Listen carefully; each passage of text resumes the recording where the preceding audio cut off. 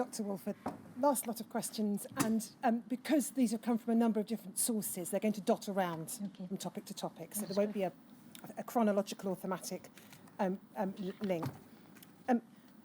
First question, and this focuses on your time, 1977 through to 1983. Were you aware, did you have any knowledge about the practices of US pharmaceutical companies in terms of obtaining plasma from third world countries in Central or South America or elsewhere? I wasn't particularly aware. My sort of key preoccupation was with American plasma, but I don't know that I knew specifically that material was coming from third world countries, though if I reflect on that now, I'm assuming that the WHO resolution, or the World Health Authority resolution, which said become self-sufficient so that, in terms, you don't deplete the plasma supplies of other countries, they would mostly be referring to countries in the developing world rather than necessarily America. But you didn't have any specific I didn't have knowledge. any specific knowledge. And what about other sources in terms of donors within the USA or indeed elsewhere?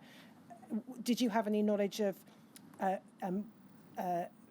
prison collection of blood in the States, for example, that was a possible source of the plasma that was being used by the American pharmaceutical companies? I think I only became aware of the sort of places that were undertaking plasmapheresis and the sort of donors that they might be getting blood from when the AIDS issue became apparent. I'm not aware that I knew very much about it beforehand.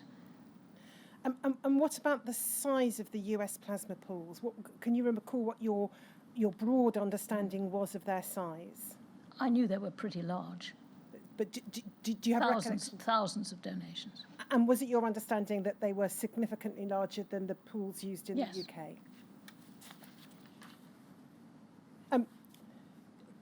I've asked you a number of questions, and so I'm not repeating those, about your perception of the advantages of concentrates in terms of the treatment of people with haemophilia.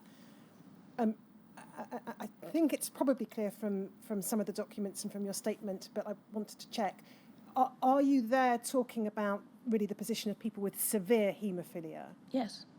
And so do you accept that the advantages you articulated would be much less significant for those who have moderate or mild haemophilia? I would say that the disadvantages of large pooled products outweighed the advantages for mild haemophiliacs and probably moderate haemophiliacs, depending on the circumstance, and the circumstance would have to be major surgery or a terrible trauma.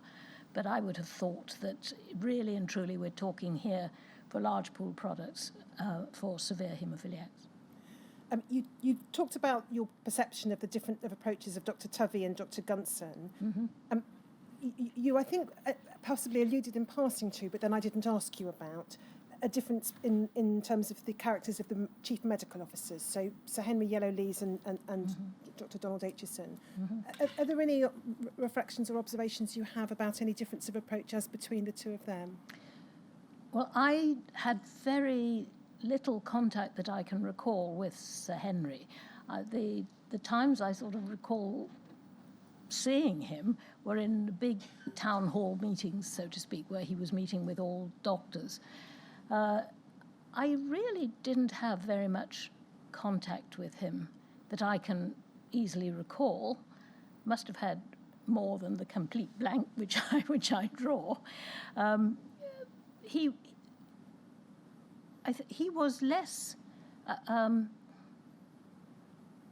Well, let me contrast. Donald Aitchison was a really distinguished epidemiologist, and this was his absolute love, and it was to the forefront of his thinking and how he actually interacted with the medical staff in his division. I don't know actually what Sir Henry's background was in terms of discipline, but one didn't have a particular sense of what that might be. The area where I know he, as it were, made his biggest impact on public health, because this I do remember quite clearly, was on lead in petrol. And he was very influential within the department on getting the government to remove lead from petrol, because he felt that this was actually potentially poisoning children, because the lead was in the environment. And then the issue of central purchasing, so central purchasing for commercial concentrates, which we've alluded to or referred to in your evidence. You referred to it being a concern of the National Blood Transfusion Service, such as it was, I think for over a number of years, for safety reasons. Yes. And I think you've helped us understand what those safety reasons were in relation to an element of it, which was non-haemophilia centres using factor concentrates and no one having a record or being able to trace that through. Were there other safety considerations that fed into the question of central purchasing? I mean, I think the whole point was having a proper database. If you are going to give a potentially hazardous substance, and all blood and blood products are potentially hazardous, thank goodness not normally realised in an actual eventuality, you really have to have very good record keeping, because you need to be able to trace a batch from its inception, if you like, through to, well, not exactly inception because that's the pharmaceutical industry's role, but from its initial use through to the end user, through to anything else that might have happened to it. So in blood product terms and in whole blood and any other blood component, you need to have very, very good records so that you can trace back or do a look back or withdraw further batches of the same material if you think that the material has caused a patient ill health. And we saw, perhaps most vividly evoked in that correspondence between Professor Bloom and Dr. Jones, the reaction, at least of some of the reference centre directors to that. Did you explain to them that the potential move to central purchasing was because of safety concerns? Well, I must have explained something, because I promised them that I would take their views back and explain their views to the centre, if you like. We obviously did have a conversation about it. They were pretty fixated, I believe, on the fact that this must be yet another plot on the part of the department to control the purchase, so that in fact there would be some cost saving, and that the department or the RTCs would then say, well, no, you cannot have this concentrate, or you must have that concentrate. And there they were really concerned about their clinical autonomy, that they must be free to purchase the right product for their particular patient. Now, as I said, I tried to make clear to them that that wasn't the purpose of all this, but I did come back to the department and say that there was some sort of almost willful misunderstanding on their part. So I had obviously tried to explain. Didn't work, though. And then, again, I've asked you a number of questions about the issue of reverting to cryoprecipitate, not going back over those, but you identified as a potential problem the effect that there would be on the production of other blood products, albumin, immunoglobulin, if plasma was being retained in RTCs for the purpose of generating cryoprecipitate rather than being sent to BPL. Was any consideration ever given to the possibility of obtaining those other blood products from elsewhere? Commercial sources importing them? Well, I mean, that would potentially open another Pandora's box, but the most important of those products, from, if we think about it now in terms of patient safety, would have been the factor IX for the haemophilia B patients. Because although, it's important to recognise, although there were very many fewer haemophilia B patients than haemophilia A, a severe haemophilia B was just as severe as haemophilia A. So there had to be an arrangement whereby the starting material for factor IX, which is, in fractionation terms, the cryoprecipitate supernatant, found its way to BPL so that they could then work on it to make factor IX, because the regional transfusion service couldn't make factor IX. And in terms of albumin, for example, which could be heat. Yes, albumin could be heat treated. So one would be, I suppose, it would be open to this country to have purchased albumin because it was considered at that time pretty safe because it was heat treated. And immunoglobulins, which was the other one that you mentioned, they were not heat treated, but they, for some reason, and nobody exactly understood why, had not been associated with the transmission of hepatitis. I'm talking here hepatitis, and had not been associated. And there are various theories about that basically the fraction that they came out of in the fractionation process, I think it was fraction 2 from memory, that they may have been complexed.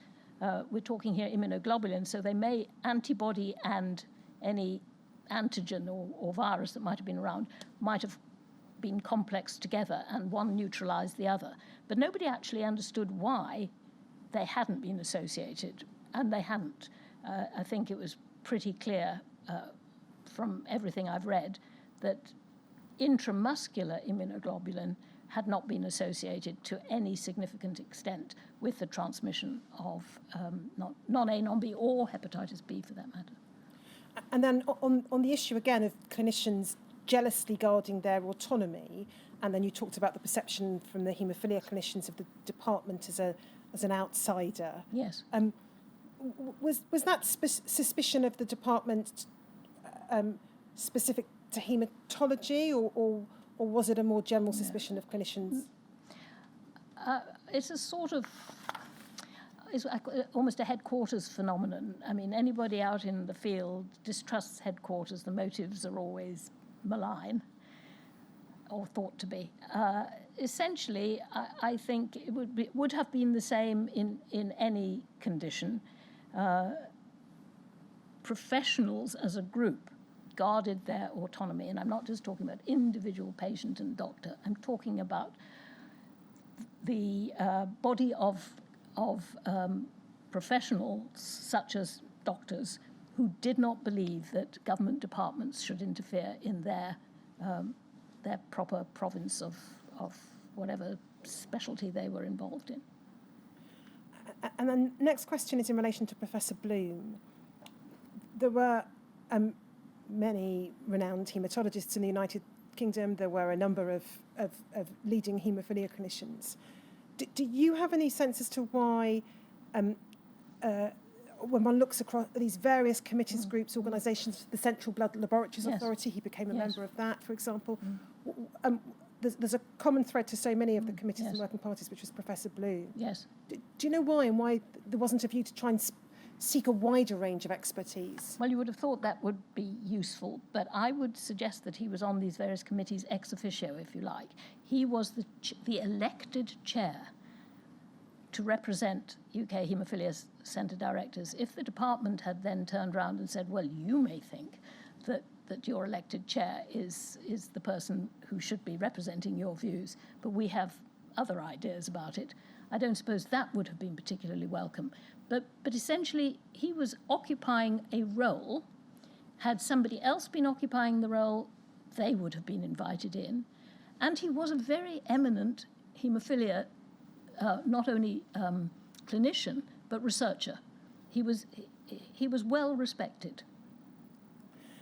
And was any consideration ever given that you can recall to what might have been the benefits of having a wider range of representation, so that you weren't only hearing from the same voice? Well, in first principles, I absolutely agree with you. I mean, when you look across the range of meetings that Professor Bloom was involved in, I mean, I don't know how he found time to do anything else, quite frankly, because he was on every committee that I can remember looking at. So clearly it would have been good. Obviously, a series of other clinicians, including, for example, Peter Jones, and you drew to my attention something that I didn't know, that the Lancet article, the Lancet editorial, and unfortunately the editorials were anonymous, it would be very helpful if they hadn't been, had been written by Peter Jones, the implication being that he had a particular agenda. Now, firstly, I didn't know that he'd written the article, and secondly, I wouldn't have known he had a particular agenda. We would not have been in a position, I don't think, to select or take a view as to who would be best to represent directors. Now going back in time to the medicines division and your time there, the product information leaflets. Yes. Who were they for, patient or clinician? Both.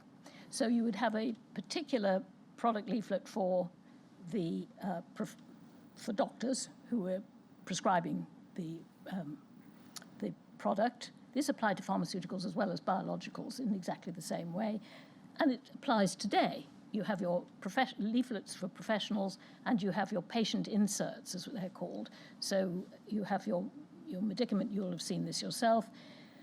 And there's always a patient leaflet in there, and that should describe a range of adverse reactions and other things that the patient might be wanting to know about the medicine they're about to take. And then you may have covered this in your oral evidence, so my apologies if this is a repetition. But it relates to the medicines inspection, the medicines inspectorate within the medicines division. Yes. Did it do inspections of PFC or of regional transfusion centres in Scotland, or was there a separate inspection regime for Scotland? Well, I don't actually know, but if from first principles, if the licensing authority was Secretary of State for England and Wales and Secretary of State for Agriculture and for Scotland, then I'm assuming that their writ would probably have run in Scotland as well.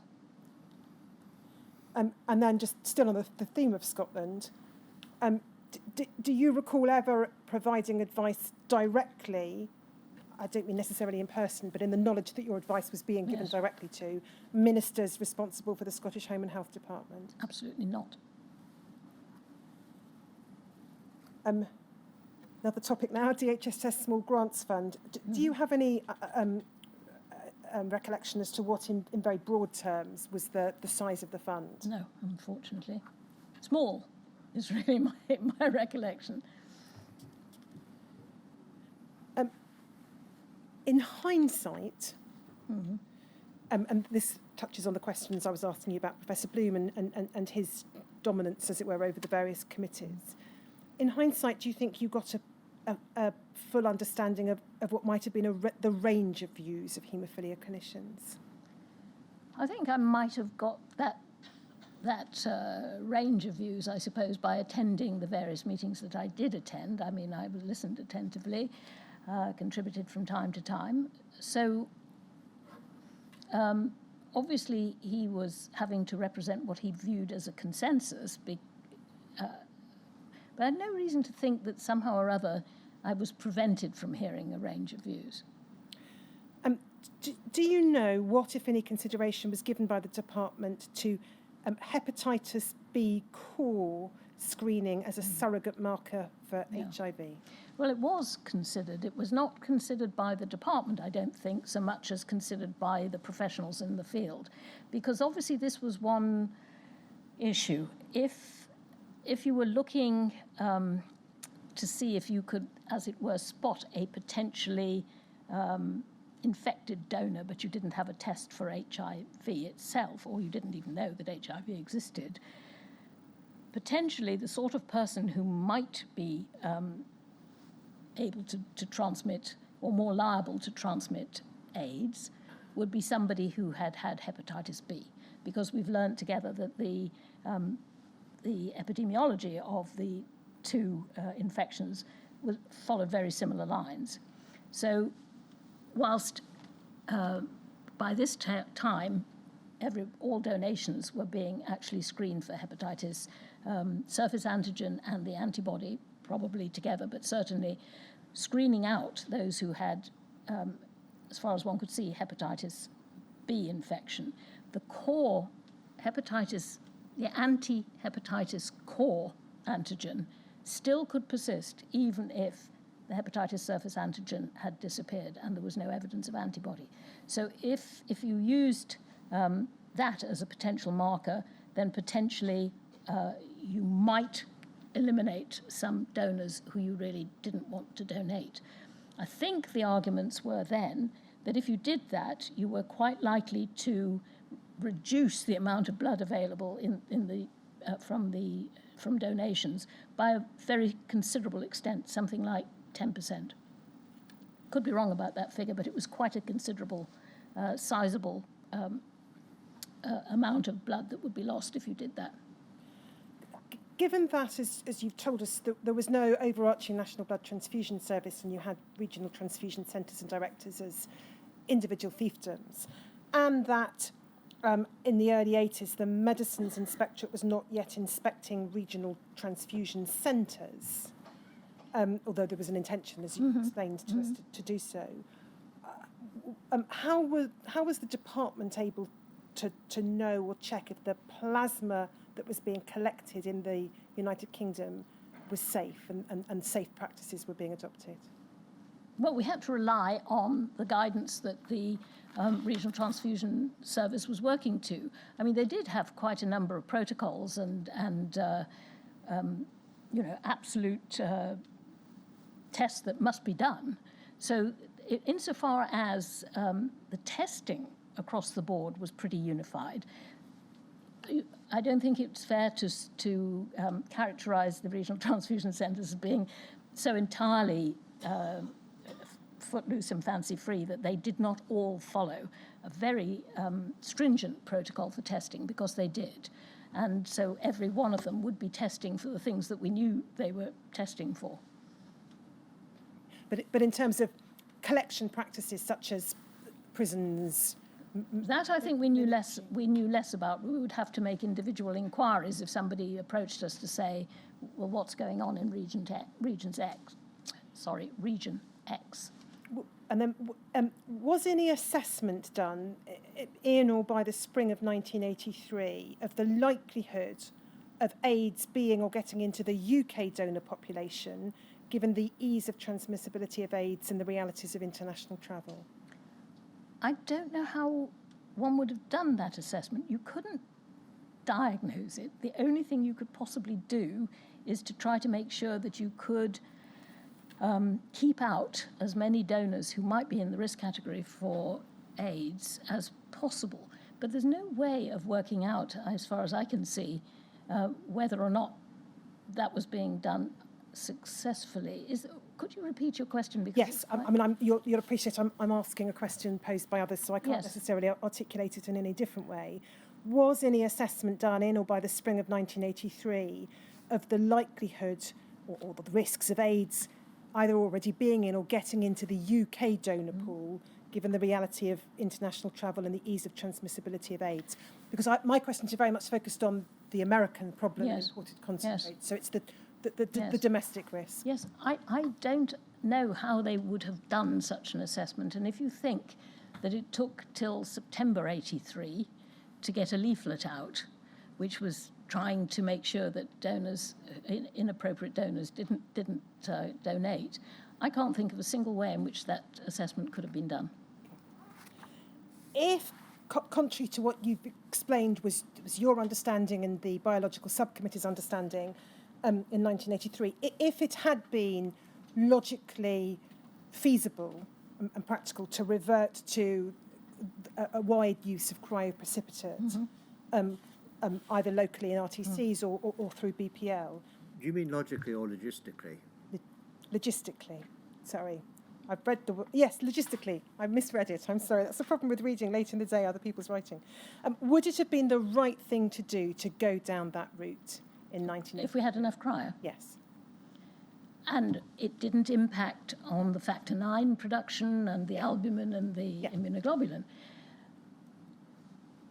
If we did very seriously consider, could we somehow or other arrange for small pool product, because small pools carry obviously less risk than the large pools. We were advised very clearly by Dr. Lane and also Dr. Gunson that small pool products couldn't be used. I think it's still important to realise that you would still have to use or need to use concentrate on a number of cases. But certainly, if supply had been no consideration, if there had been plenty of cryo, then it would be a perfectly reasonable and logical thing to say that's bound to be safer in terms of the UK population. The UK population, even if it has some donors in it that who are actually incubating AIDS, if you like, carrying AIDS, it's bound to be less than the American concentrate, and you will be giving smaller pools. So hopefully you will be protecting patients better. Now, in your witness statement, I'm not going to put it up on screen because it's just one sentence, but if you want to look at it, it's paragraph 86.53, I think. But it's on the issue of leafleting donors. Yes. And you've talked, and some of the other measures that Dr. Gunson had proposed and the donor, regional transfusion directors rejected. You say that the resistance from directors arose from concerns about deterring donors from donating or causing them offence, and you refer to the stigmatising nature of homosexuality, the fact that it had only been decriminalised just over a decade before, and that injecting drug misuse remained a criminal offence. Do you think it's likely or possible that the association of AIDS with homosexuals might have contributed to the resistance of some haemophilia centre directors in accepting a link between AIDS and the haemophilia community? I really couldn't comment on that.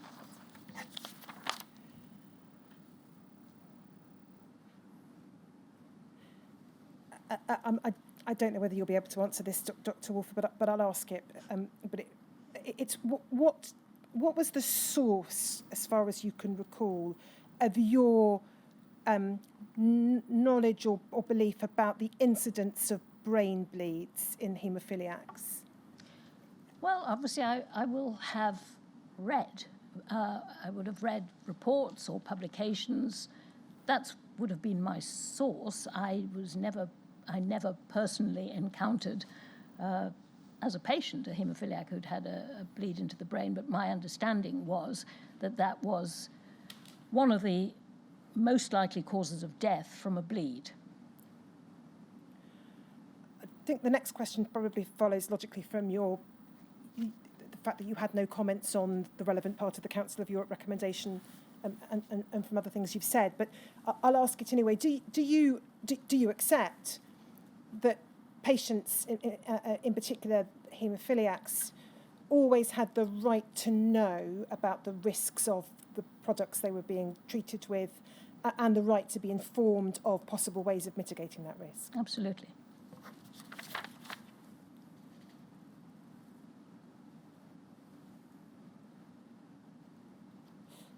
You were involved in medical education at a slightly later stage of your career.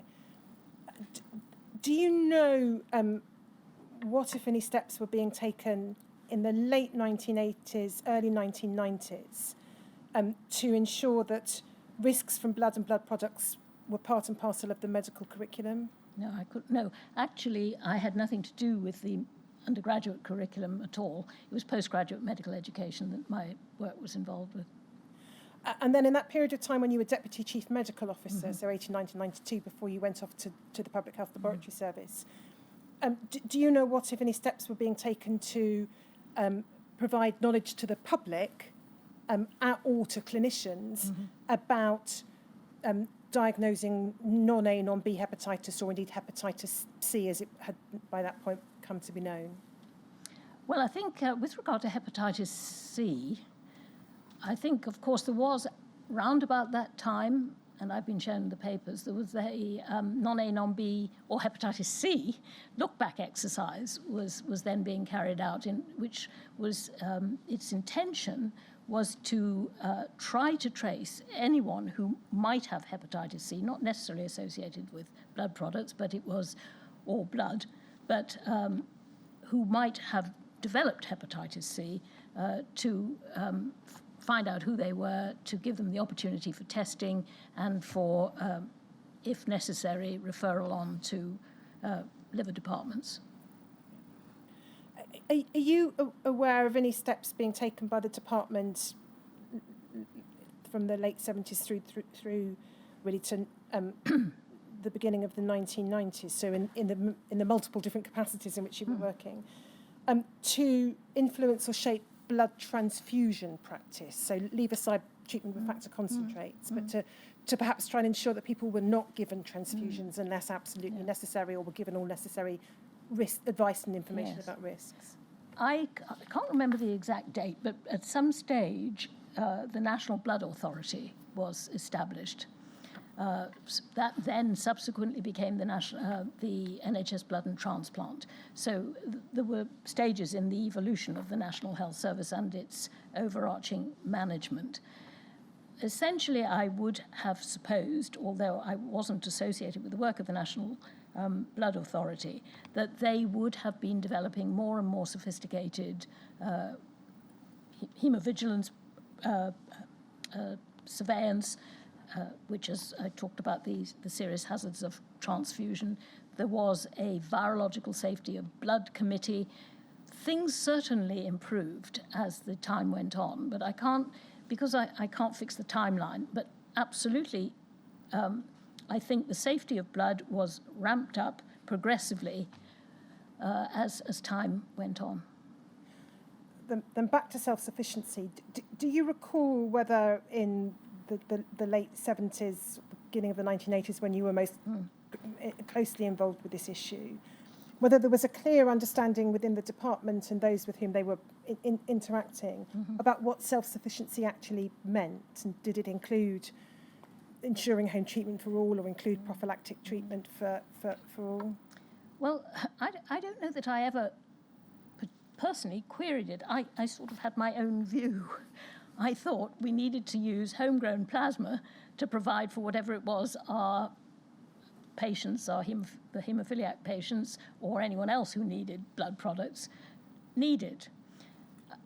Clearly, there is a distinction to be drawn between a need, an absolute need, if you can define it, and a demand which might be or might not be appropriate.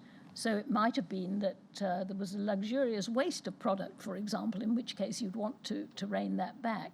But my own personal sort of understanding was that it meant we should have enough plasma from our own voluntary donors to supply the needs of the haemophiliac population.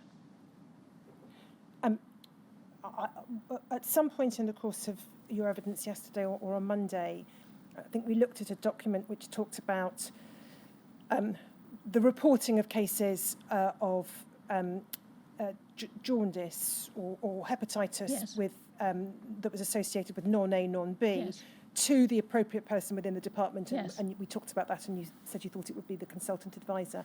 And I omitted to ask you then, and so I'm asking you now, about the yellow card system. How did that operate in this period, 77 to 83, as far as you can recall? I don't know how well it operated during that period. It was certainly up and running when I was in medicines division. It was early days for it, but we did have a yellow card system, and every British Pharmacopoeia, which was the sort of document which described the composition of all drugs, contained a yellow card which could be taken out and completed by the medical practitioner and sent back into the department. Now, obviously, it was only as good as people were prepared to use the yellow cards, but it was a form of obviously surveillance after the drugs have been licensed. How much the cards were used by the blood transfusion service, I just don't know. Would there have been, as far as you're concerned, an expectation that clinicians encountering post-transfusion hepatitis should report it using the yellow card scheme? Well, I don't know whether they did or would, probably because they, as we saw at the time, it was so well understood, unfortunately, that post-transfusion hepatitis occurred. So it wasn't something that was a novel adverse reaction that you needed to alert medicines division that, look, here is a product, it's been licensed, and suddenly we're finding that patients have all got thrombocytopenia or something, their platelets have dropped through the floor. Those are cases that need to be reported. If you've got an ongoing thing, And post-transfusion hepatitis, and the chairman was good enough to give me a paper dating from 1953 last night to read, where, of course, post-transfusion hepatitis B was well known. I doubt that reporting system would have been used because it would be considered to be a fact that was known to everybody that unfortunately and hopefully unavoidably post-transfusion hepatitis did happen. Hopefully the last question from me. It involves looking back at a document we looked at on Monday or Tuesday, NHBT 5068_049.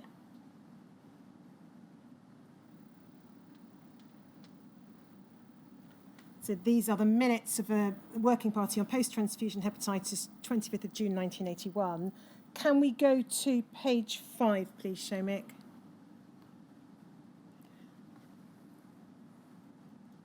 Paragraph 4.2. Yes, so thank you, that's perfect. So I think we looked at this, but there's a question I didn't expressly ask you. So it's the paragraph that says, Dr. Crass concluded by saying that there was little information about the incidence of symptomless hepatitis and the relative risks of hepatitis due to different brands of factor 8 and 9. And then there's the reference then to the prospective study of patients, which I think I did ask you about. And then and to provide a collection of well-documented sera and other specimens for the use in development of serological tests for non-A, non-B hepatitis. And the question is this, and you were one of the DHSS representatives, I think, at this meeting. Did you see at the time, and if you didn't, do you see now, any ethical issues associated with the collection of stored sera or other specimens?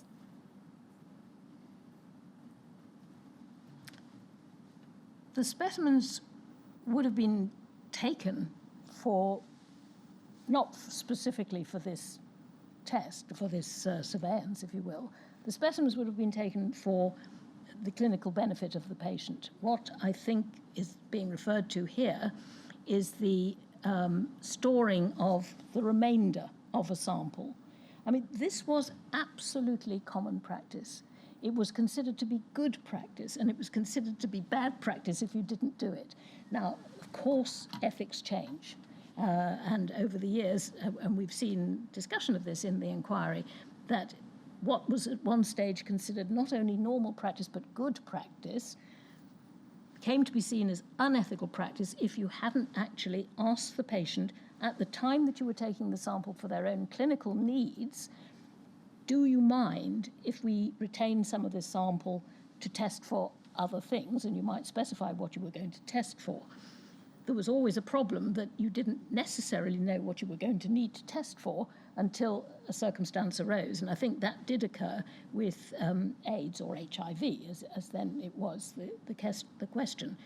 Of course you didn't know that you were going to want to test for HIV because you'd never heard of HIV, but you could perhaps get round that with a catch-all consent that would you be happy if we store some of the sample, if it's left over from taking it for your clinical needs, so that we can use it in any future investigation or research, which would get round that particular problem. But in the days that we're talking about and when this work was being done, it didn't appear to be even a consideration. It was simply common practice and considered to be good practice because you were then in a position to say, well, you know, a year ago, did this patient who is now exhibiting this particular problem have evidence of it in the serum, and we hadn't looked for it. So it was good practice, but I certainly recognize that times changed and the ethics of the situation changed too. So would this be right? Applying the ethical standards of the time, it would even by those standards only have been acceptable to collect sera or other specimens if that was for the clinical benefit of the patient. It had to be for the clinic, otherwise you were doing a clinical trial. At the time, the consent issues that the inquiry has talked about and doing this without patient's knowledge or consent had not expressly occurred to you.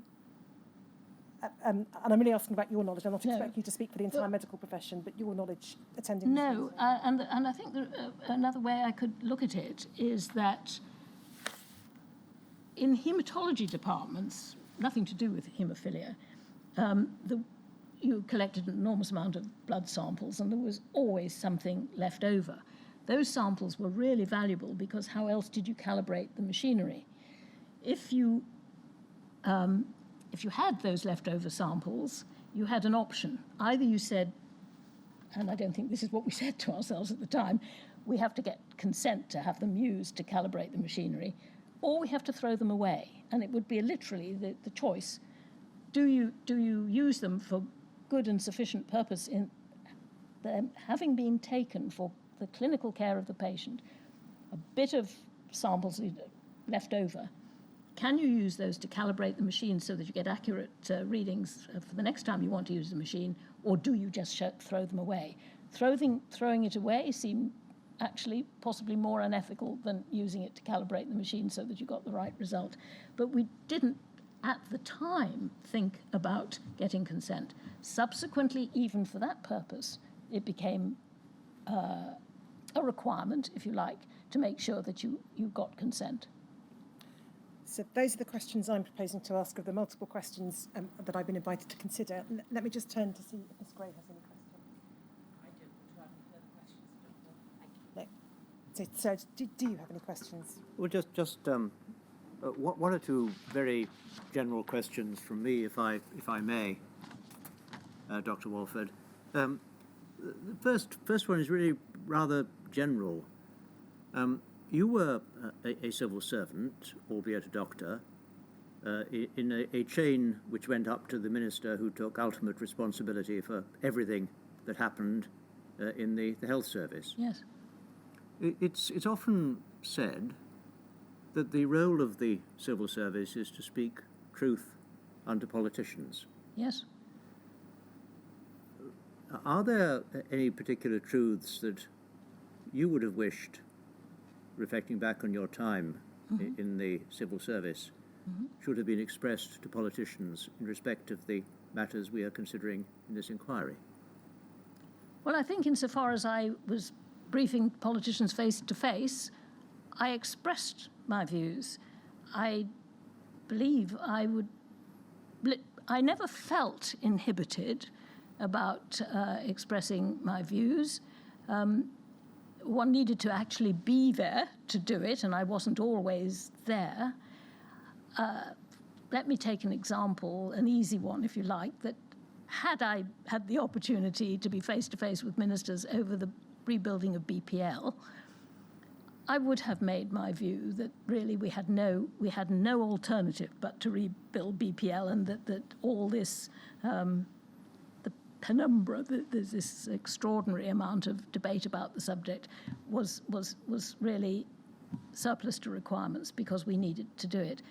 And I think for those ministers that have had dealings with, should they be giving any evidence, I hope that they would be able to say that I did. I certainly recall with some pleasure, actually, the exchanges of views that I could have with Mr. Clark, who was only too happy to hear a differing view and to have an exchange of a proper exchange, as opposed to you're a civil servant and you should know your place. The second question, again, is a very general one. One of the difficulties, it might be thought, for those who need treatment for their haemophilia, and it may be for other blood disorders, Yes. is that they are not large in number. The division of the country into regional health authorities, quite a number, would tend to ensure that those regional health authorities had concern in particular for the mainstream interests Yes. in their region.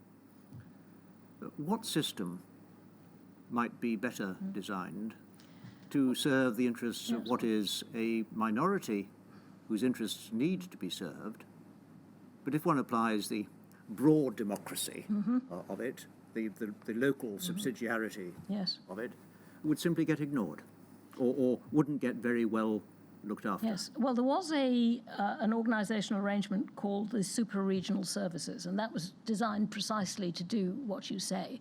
So for rare diseases and possibly diseases not distributed uniformly around the country in any particular way, there were arrangements made whereby one particular region, for example, might host the central entity which was dealing with patients with particular rare disease. It was one of the things, for example, when I mentioned in my statement that I was involved with setting up the regional bone marrow transfusion service, and these were it was initially being treated as a super-regional service because there were so few bone marrow transplant units, but they needed to be funded to a considerable extent. So there was a number, small number of super-regional services which were set up specifically to deal with your particular point that otherwise you'd have patients in some part of the country who were really losing out because nobody was focusing on them. I mean, we've heard in this inquiry how some people with haemophilia moved closer to Oxford, for instance. Yes. Because they felt they were guaranteed rather better treatment. Yes. And that wouldn't have been necessary unless the region had been in some way not treating them quite so well as others. I mean, you really need a critical mass of patients with a particular illness to know how to treat them well. It was always one of the problems that, for example, again, let me take one from my time in the department. General surgeons were treating breast cancer wherever the patients turned up in the hospital, and the results were poor. The only time you got improvements where you had a critical mass of patients, you had the appropriate research being done, the funding from the research councils and medical research council trials unit. If you didn't have, with rarish conditions, if you didn't have centres of excellence and expertise, the patients would come off very badly. It might be that they were more conveniently served by their local district hospital, but you wouldn't really want to end up there because there wasn't the expertise. Yes, thank you.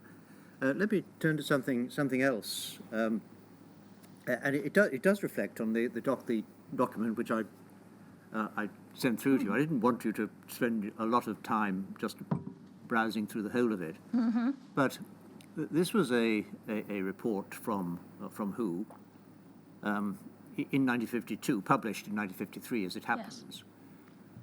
But it was dealing with the measures that might be taken to, amongst other things, yes, might be taken to reduce hepatitis.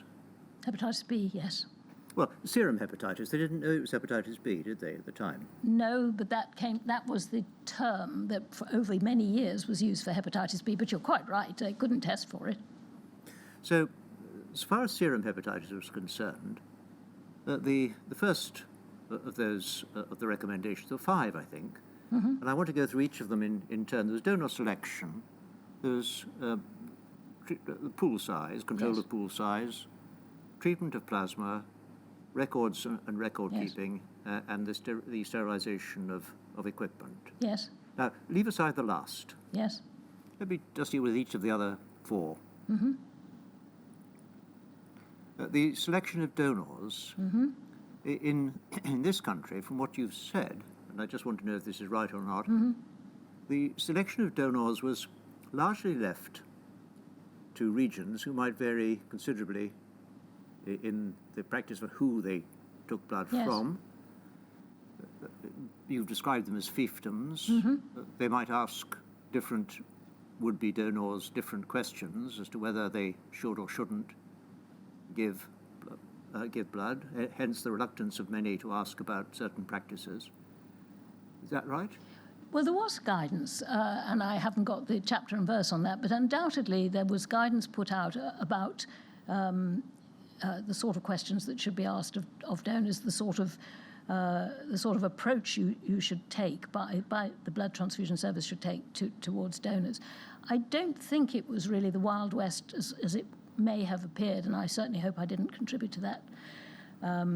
The sort of feeling that it was an uncontrollable state of affairs. I think the inquiry will be able to find guidance, quite a bit of guidance, which was being used across the board in the blood transfusion service.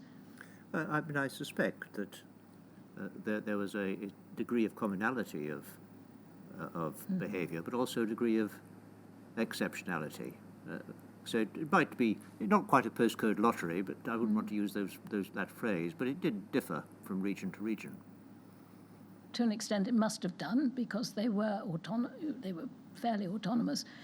But I think there was a general understanding on the part of regional transfusion directors, and they did meet together, and they had met together for many years, of what was and was not the right sort of practice. But it will be possible to find out from the blood transfusion service what guidance was available from what date. Now, obviously, they probably don't have stuff going back to 1952. And of course, the principles or the suggestions by WHO are generalizable to any serious virus that might be transmitted by blood or blood products. Absolutely. So far as donor selection is concerned, it took the efforts you've described as being too slow to issue the leaflet to advise people to defer and not give donations if they fell into certain high-risk groups. Yes. So it might be said that it was less than entirely satisfactory from the point of view of controlling infection through blood. That's true, but of course we need to remember that for many, many years, the blood transfusion service was testing, for example, for syphilis, which might be, at the time, be considered as stigmatizing, if you will. So actually, I believe it would be quite useful, and certainly not to rely on what I can say about it, which is not as much as you obviously would need, to see what the National Blood Transfusion can tell you about how a service can tell you about how matters were harmonized to a degree and the times in which they were not harmonized. But well, I'm not sure I can help. We're yet to come, I think, to that evidence. So far as pool sizes were concerned, I think the WHO had in mind a maximum of 300 donors to a pool. Maybe even less. It was less, I think. We're talking about 10 donors in a pool. And am I pretty right in my understanding that it was, by and large, by 1970, we were still having that sort of pool size, and then it began rapidly to increase with the demands of producing factor concentrate domestically? Yes, I think it was from the sort of late 70s, the pool size was, for UK fractionation sort of grew from 400 and then incrementally grew to 1,000 and then maybe, I think, at maximum, but again, that would need checking, to about 5,000, which of course compared favorably, you might say, with the size of the pools in America. That was going to be my next question.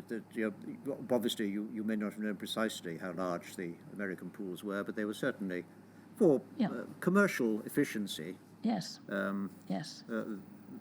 they were rather larger. Very much. So, throughout the 70s, the picture would be one of increasing pool size, but also increasing awareness of the fact that there might be something transmitted by blood, which was viral, which was causing non-A, non-B, your subject close to your heart.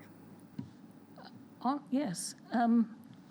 non-A, non-B, I think it might be worth saying that there is some evidence from the material that I've seen that after you got past some, say, 250, 300 donors, 300 donations in having been received by the patient, then even in the UK, non-A, non-B was probably inevitable.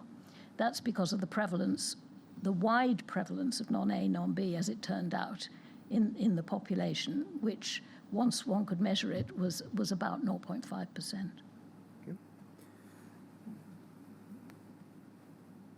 I mean, otherwise, it might seem that as awareness of virus was increasing in one branch of the of those who had knowledge, the other branch, manufacturing the product, was actually steadily increasing. That's right. The pool size. And who would have been in the position to have said, look, you're telling me the risk increases with the pool size. Dr. Owen told us when he came that that's what he thought. But lo and behold, yes, you're actually increasing yes. pool size. Yes. Well, I think your question would be, as it were, best addressed to the licensing authority, because essentially this was a product issue.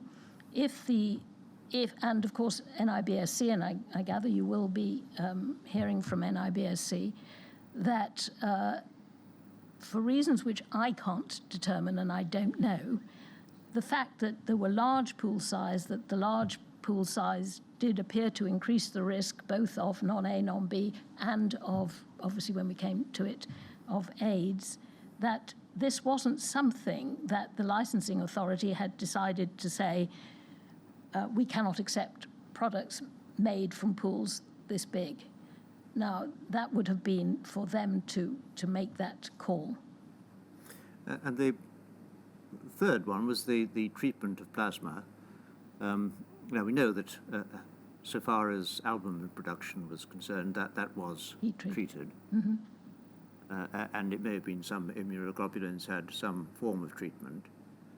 But as a matter of fact, until the rise of pasteurization, early attempts and heat treatment in the early 80s, nothing was actually done to treat successfully to treat plasma in respect of the viral risks of hepatitis or whatever.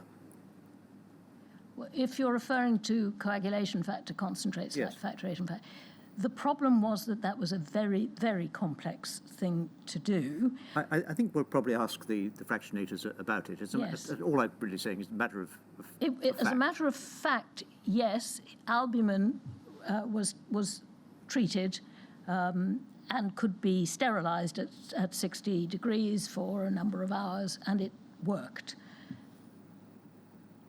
As a matter of what happened during the course of the time that I know about, if you will, essentially non-A, non-B appeared not to be very heat susceptible, and basically an enormous amount of work had to go into trying to find a way to protect the protein and at the same time to destroy the non-A, non-B. I just finished by saying, because it seems to me such a great pity that because of the experience that fractionators had with trying to get rid of non-A, non-B and finding that they had to heat for a very long time at a high temperature and protecting the protein and major loss of yield, and because you could not actually test for HIV and therefore you couldn't do a spiking test to put HIV into plasma, heat it up and see if you could get rid of it, the assumption, it took an awful lot longer to introduce heat-treated coagulation factor, certainly factor 8, than it might have done, because HIV turned out to be much more susceptible to heat. Unfortunately, though, before you could test for HIV, you couldn't do the experiments which showed that it was. So you might have introduced heat-treated concentrate sooner in order to deal with AIDS, even if you couldn't deal with non-A, non-B. But it was two epidemics proceeding in parallel. And the fourth, the question of records. You dealt with your concerns about record keeping in your statement. Yes. And for those who want to refer to it, it's your section 41, page 120. I don't think we need to go there and look at it because you'll know very well what you've written. I can remember. But you had quite a number of concerns about the absence of records or the poor record keeping.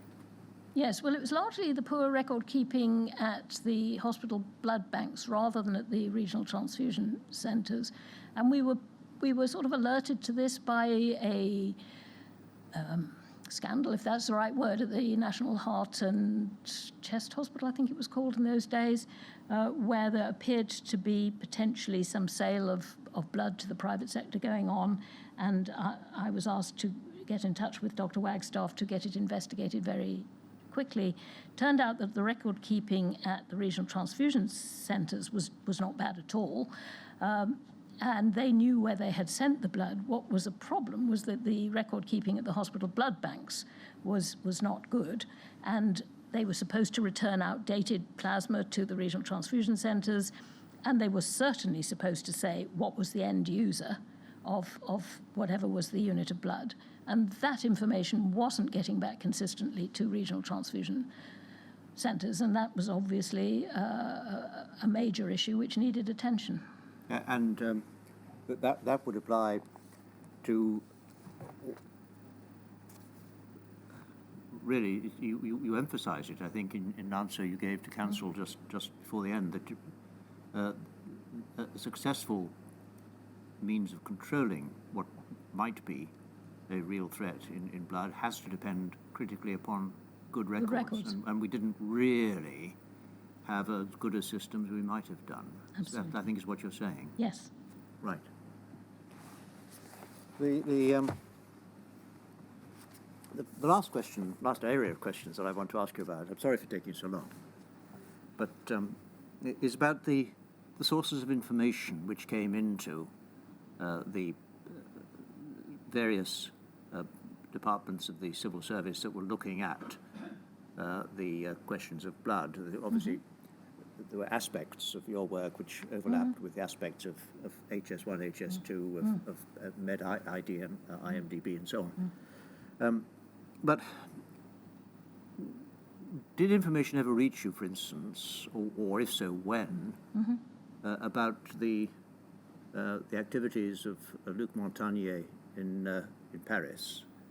The report on the 20th of May, 1983, that he had discovered a viral particle associated with, Yes. In the usual classical Yes. way that scientists draw attention to something that might be causal, associated with the symptoms of AIDS.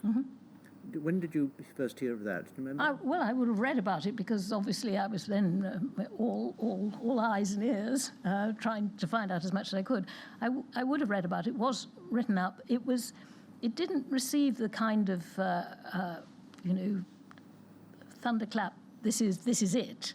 And of course, as you know, then it wasn't until Gallo isolated what appeared to be the same entity. And then there was a huge spat between the men as to who got there first. But certainly I knew about it. And of course, I think probably through the MRC hepatitis or the MRC working party that I was on, I think they spoke about it. But I had read about it at the time. And I actually think I probably mentioned it in one of the briefing papers. I think we saw it just not so long ago, which said, the question is this HTLV3 entity actually the cause of AIDS, or is it a passenger, which is opportunistic, if you like, which is there like so many of the other viruses that were associated with patients who developed AIDS, and it just happened to be a fellow traveller, if you like, and was not the causal agent. And for some time, there was debate about whether it was the causal agent. Well, that presumably will be after Gallo had done his work, because that's where the name HTLV3 came from, as I understand it. But I see that I was briefing about it at the time, actually. So do you think you knew about LAV or Montagnier's description of the same? Yes, I probably did. Yes, it didn't and- somehow come as a surprise to me. Yes. Do you happen to know whether you learnt about it before the committee and the biological subcommittee of the CSM? Well, whenever it was published, I don't know when it was published actually. It was 20th of May, 83. It was published in Science, I think. Right. Well, I probably knew about it round about the same time. And the other question is I noticed in one of the papers we looked at that there was an international division. Yes. In the department. Yes. Now that would pick up intelligence from other health systems Yes. around the Yes. world. Yes. So if matters have been happening in Finland, in Denmark, in Yes. Sweden, in Italy, in Germany,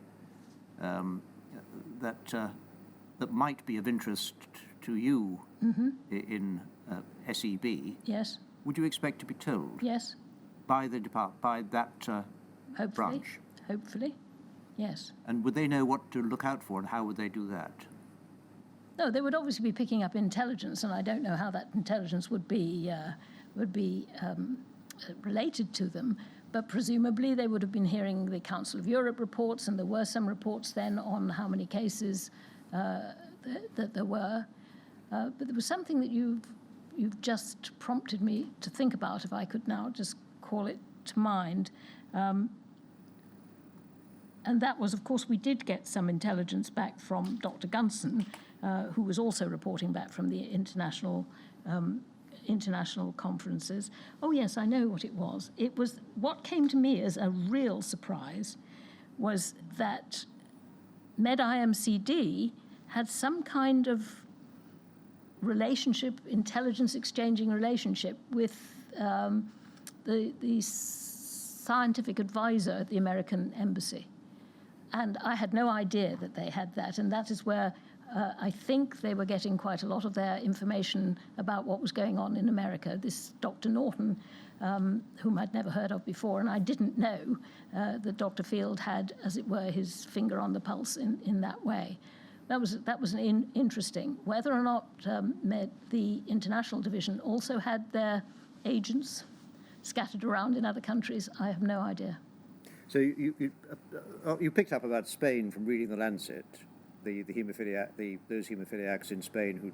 Well, had AIDS. I didn't, alas, pick it up because I think I didn't know about when the Lancet published that. It was late April or something Yes. of that sort. I didn't pick it up at that time because I never necessarily got the Lancet as the Lancet was published. That's one of the reasons why I just don't know how. I don't know how it was that briefing was prepared that we were talking about before. I think, obviously, somebody had picked it up from the Lancet, but it wasn't me. So I did find out about it, of course, subsequently, and Spencer Galbraith referred to it. But at the time, I hadn't read it. I didn't actually read the Lancet on the dot because I didn't have it on the dot. The practices of other European countries which might have been inclined to take concentrate from commercial suppliers, they would have been known, would they, through the international division, through to you, or how would that information come? I don't know what the international division knew, to be honest, but I know what Gunson reported back. And of course, we also then got, and it turned out, unfortunately, misleadingly, some information through from Professor Bloom, who was doing his own survey. And as you know, he reported back and he said that there had been no cases in Germany, although the German use of concentrate was something 10 times the use of American concentrate was 10 times the use in the UK, and he reported there were no cases. That was of considerable comfort, I have to say, because it seemed, we wasn't sure what the phenomenon was we were looking at, but Germany wasn't experiencing it, apparently, from the survey that he'd done. Yes. Well, that's all that I have to ask. Dr. Walford, no more questions from me. Is there anything you would like to add? Well, if anyone can stand hearing any more from me, I could say one or two words, if you'll permit me. I just want to say that for those of you who've read my statement, at the beginning of my statement, I said that I hope that this inquiry would produce some long-sought answers for the people who've suffered so much and for whom the lack of clear answers to their questions has contributed so much to their distress. Which is why in my evidence over the past days and in my very detailed statement, I have tried to use to the greatest extent possible evidence from the contemporary notes, not simply from my memory, which was obviously deficient in many respects. I've also tried in my evidence to explain the context in which those records were created. It was a very different world, not just technologically, but from a societal point of view also.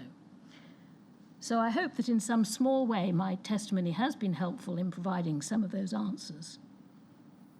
But what I really want to say is that if there is anything that I said or did not say or did not do that has contributed in any way to the suffering of those affected or their families, then of course I am profoundly sorry. Thank you, Dr. Walford. Sir Brian. We've asked a lot of you in so many ways, and I need to put on record my thanks to you for all that. I have to say that one of the demands that we have placed upon you, and which you have gladly accepted, as your last words indicate, is going through with meticulous attention a huge bundle of documents, many of which you will have seen before, but some of which you haven't. And your mastery of those and attention to detail, I have to say, is hugely impressive.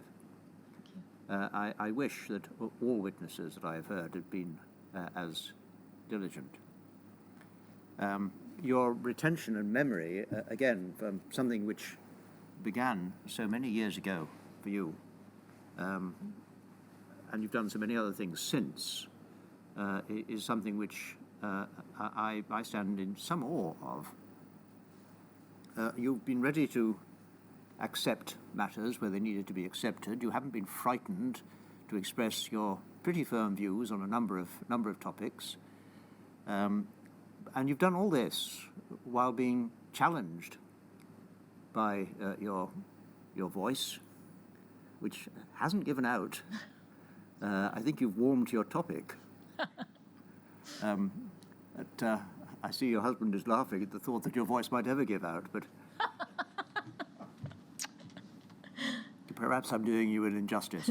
In any event, thank you very much for all that, and for giving us your time, which brings me to the last matter, which I'm sorry that we have to finish so late. But thank you for your perseverance, again, without any sense of complaint. So thank you. Thank you, sir. Thank you. So, we have Lord Glenarthur giving evidence tomorrow and Friday with a 10 o'clock start. So 10 o'clock tomorrow.